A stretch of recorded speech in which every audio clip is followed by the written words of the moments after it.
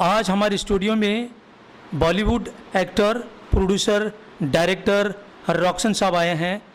वो एक फ़िल्म बना रहे हैं जो इस देश के तमाम बहुजन समाज के अंदर एक चेतना निर्माण करना चाहते हैं। वो फिल्म का नाम है एक उड़ान हौसलों से भरी। इस फिल्म से समूचे बहुजन समाज को एक ऐसा संदेश देना चाहते हैं कि बाबा साहब का सपना साकार करना चाहते हैं। बाबा साहब का एक सपना था कि इस देश के स्वातंत्र्य के बाद, इस देश में मेरे जाने के बाद एक दलित प्रधानमंत्री बने। इसी से बौखलाई मनुवादी विचारधारा और संघ परिवार ने, सेंसर बोर्ड ने एक उड़ान हौसलों भरी को बैन लगा दिया। इस आंदोलन को खड़ा करने के लिए रॉक्सन ने समूचे बहुजन समाज को एक मैसेज देना चाहते हैं। उनके विचार को हम इस देश भर में फैलाना चाहते हैं। ये समूचे बहुजन समाज के लिए, हमारे लिए एक प्रेरणा है। रॉक्सन साहब आज हमारे स्टूडियो में आए हैं। रॉक्सन साहब, आपका आज़ादी बचाओ न्यूज़ चैनल में स्वागत है। आज़ादी बचाओ न्यूज़ चैनल को मेरी तरफ से, RK म्यूजिक एंटरटेनमेंट की तरफ से हार्दिक शुभकामनाएं। और आजीज़ भाई के बारे में मैं क्या बताऊं, क्योंकि आजीज़ भाई मेरे बहुत करीब के दोस्त हैं, मेरे बड़े भाई जैसे हैं। और मैं चाहता हूं कि आज मीडिया और फिल्म आदमी की ये आंखें होती हैं। Film is mirror of the society. वैसे ही मीडिया है, लेकिन आज का मीडिया, मैं ये नहीं कह रहा हूँ कि बिका हुआ है, लेकिन कुछ मीडिया है जो आज भी अपने हिसाब से लोगों को अवेयरनेस कर रहे हैं। तो इस चैनल का नाम ही आज़ादी बचाओ है। तो मैं इंशाअल्लाह मैं उम्मीद करता हूँ कि ये इस देश की आज़ादी बचाने में उनको सफलता मिले। और जहाँ तक मेरे फ़ैन फॉलोअर जितने भी हैं, उस चैनल को सब्सक्राइब करें। मैं मेरे फ़ैन फॉलोअर्स को अपील करना चाहता हूँ, क्योंकि आजीज़ भाई का ये चैनल है और उस चैनल का एक पार्ट है रॉक्सन।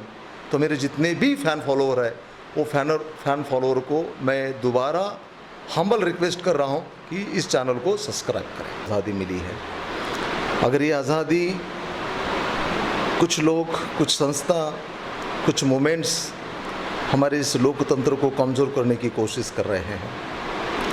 और मैं इस चैनल से पूरे देश के जो भी सेक्युलर जो लोग हैं, इन सेक्युलर लोगों को मैं अपील करना चाहता हूँ कि ये देश, ये भारत देश पहले भी सेक्युलर था, आज भी सेक्युलर है और आगे भी सेक्युलर रहेगा।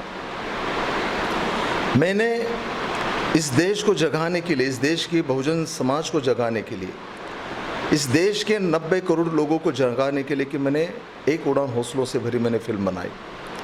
मैंने उस फिल्म में ऐसे सवाल उठाए थे, क्योंकि मैं खुद 4 साल film sensor board government of India का मेंबर रह चुका हूँ। सेंसर बोर्ड को पूरी फिल्म पर बैन लगाने का कोई अधिकार नहीं, कोई राइट नहीं है। सेंसर बोर्ड सिर्फ फिल्म में कट लगाती है और प्रोड्यूसर को बताती है कि भाई ये, उस पर हमारा ऑब्जेक्शन है और वो ऑब्जेक्शन आप क्लियर करके दोबारा फिल्म को प्रेजेंट करो।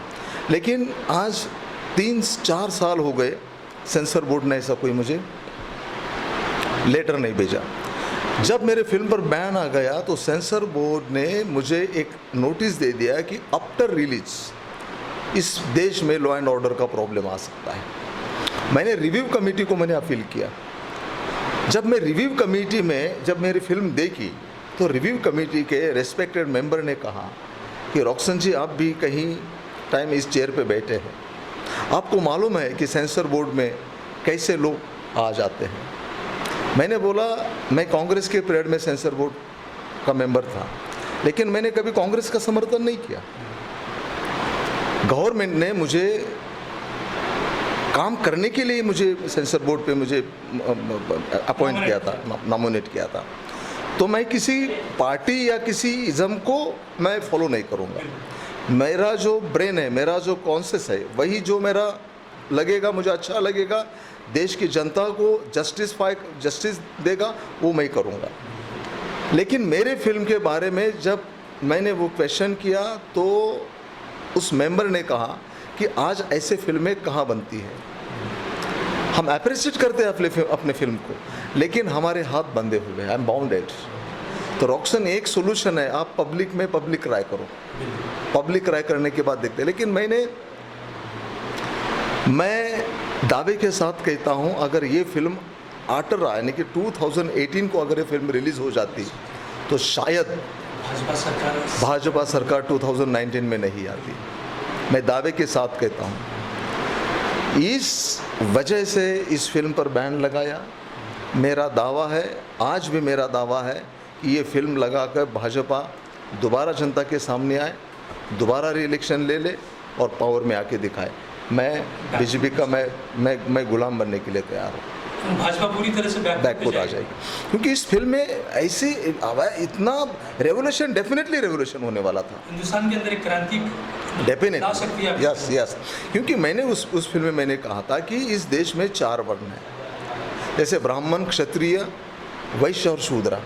ब्राह्मण के 6 प्रधानमंत्री बने, क्षत्रिय के 5 प्रधानमंत्री बने, वैश्य के 2 प्रधानमंत्री बने, लेकिन शूद्र का प्रधानमंत्री क्यों नहीं? अगर एक दलित रामायण लिख सकता है, एक दलित महाभारत लिख सकता है, एक दलित इस देश का संविधान बना सकता है, दलितों में इतना टैलेंट, इतनी विद्वत्ता होने के बावजूद भी दलित शोषित और वंचित सफरार क्यों? फिर 5000 साल से दलित शोषित, फिर दलितों ने रामायण कैसे लिखी, फिर दलितों ने महाभारत कैसे लिखा, फिर दलितों ने इस देश का संविधान कैसे लिखा? इसका मतलब है कि दलित बहुत टैलेंटेड है, फिर दलित प्रधानमंत्री आज तक क्यों नहीं? सिंपल क्वेश्चन है मेरा। अगर वर्ण व्यवस्था के अनुसार ब्राह्मण, क्षत्रिय, वैश्य अगर प्रधानमंत्री हो सकते हैं तो दलित क्यों नहीं हो सकता? तो मैंने एक सॉल्यूशन भी दिया उसमें, रोटेशन।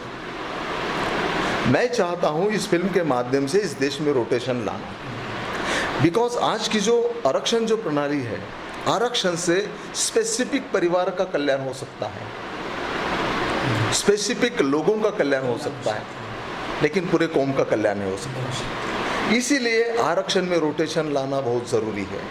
एग्जाम्पल के तौर पर मैं आपको बताना चाहता हूँ, मैं बचपन से देख रहा हूँ कि सोलापुर सुशील कुमार शिंदे की मोनोपोली, अगर रोटेशन होता तो एक सीट रोटेट होती, एक बार सुशील कुमार शिंदे जी, दूसरी बार दूसरे कास्ट के, तीसरी बार तीसरे कास्ट के, क्योंकि ये सीट रोटेट हो जाती। हर समुदाय को न्याय मिलता, हर समुदाय को न्याय मिलता। यही मेरी डिमांड है। मैंने एक शिंदे साहब का ये कॉन्स्टिट्यूंसी मेरी है, मैं सोलापुर का हूँ, सोलापुर मेरा नेटिव प्लेस है, इसीलिए मैंने एग्जाम्पल, वैसे पासवान का भी मैं एग्जाम्पल दे सकता हूँ। अगर मायावती 4 बार मुख्यमंत्री बनी, अगर रोटेशन होता तो 3 कम्युनिटी को फायदा अपॉर्चुनिटी मिल सकती थी। तो मेरा कहना इस फिल्म के माध्यम से कि इस देश में रोटेशन की ज़रूरत है। और दूसरी बात, कुछ लोग बोल रहे हैं कि भाई डिजिटल इंडिया, शाइनिंग इंडिया, ये इंडिया वो इंडिया, लेकिन मैंने जो इंडिया देखा है, मैंने जो भारत देखा है, वो बहुत अलग सा भारत देखा है। झारखंड में हमारी एक छोटी बहन अपनी माँ की गोद में, माँ मुझे भूख लगी है, ये कहकर उन्होंने दम तोड़ा। तो कहाँ का डिजिटल इंडिया? सोशल मीडिया में अच्छी तरह से वायरल हो रहा है। तो फिर मैं बोल रहा हूँ कि आरक्षण का फायदा कौन ले रहा है? आज भी हमारे माँ बहनें एक साड़ी पर निर्भर है। वो जब स्नान करती है, स्नान करने के बाद वो साड़ी जब तक सूखेगी नहीं तब तक उसको नग्न अवस्था में बैठना पड़ता है। ये हिंदुस्तान में नहीं देखा। तो फिर आरक्षण का फायदा तो इसीलिए मैं चाहता हूँ कि इस फिल्म के माध्यम से देश में रोटेशन लगना बहुत जरूरी है। तो आरक्षण प्रणाली को आप खत्म करना चाहते हैं? नहीं, आरक्षण में रोटेशन करना चाहते हैं। यस, मैंने एग्जाम्पल दिया ना अभी। देखो, मैं बचपन से शिंदे साहब को इस कॉन्स्टिट्यूंसी का रिप्रेजेंट शिंदे साहब कर रहे हैं। अगर रोटेशन होता तो शिंदे जैसे चमार भी आ जाते हैं, बुद्धिस्ट आ जाते हैं, वाल्मीकि आ जाते हैं, यानी कि जितने भी शेड्यूल कास्ट के लोग आ जाते हैं, उनको मौका मिलता था। रोटेशन की वजह से, आरक्षण से वजह से नहीं मिल रहा है। क्योंकि आरक्षण क्या हो रहा है कि हर पॉलिटिकल पार्टी की एक मोनोपोली है। जिस समुदाय, जिस कास्ट का पॉपुलेशन उसी कॉन्स्टिट्यूंसी में ज़्यादा है, उसी कॉन्स्टिट्यूंसी में उसी कास्ट को टिकट दिया जाता है। तो ये छोटे छोटे जो कास्ट समाज है, उन पर अन्याय होता है, उसको अन्याय हो जाएगा। आप उसको भी एक्सपोज कर रहे हैं अपनी फिल्म के माध्यम से। डेफिनेटली वो भी हकदार है, वो भी रिजर्वेशन के हकदार है। वैसे मायावती जी बोलती है कि भाई हमारी वजह से पार्टी बढ़ी, डेफिनेटली पार्टी बढ़ी, लेकिन आपको सपोर्ट करने वाले और भी लोग हैं, तो उनको भी ये सीएम का मौका मिलना चाहिए। धन्यवाद रॉक्सन साहब, आपने बहुत अच्छी एक विचारधारा लेकर समूचे हिंदुस्तान के अंदर एक चेतना निर्माण का प्रयास किया है। आपके फिल्म को एक उड़ान हौसले भरी आपके हौसले को आज़ादी बचाओ की तरफ से सैल्यूट मारते हैं हम, और आपकी भविष्य और आपके सपनों को साकार होने की कामना करते हैं। आज़ादी बचाओ न्यूज़ चैनल को सब्सक्राइब करने के लिए बेल आइकन पर क्लिक करना ना भूलें। साथ ही साथ लाइक करें और शेयर भी करें।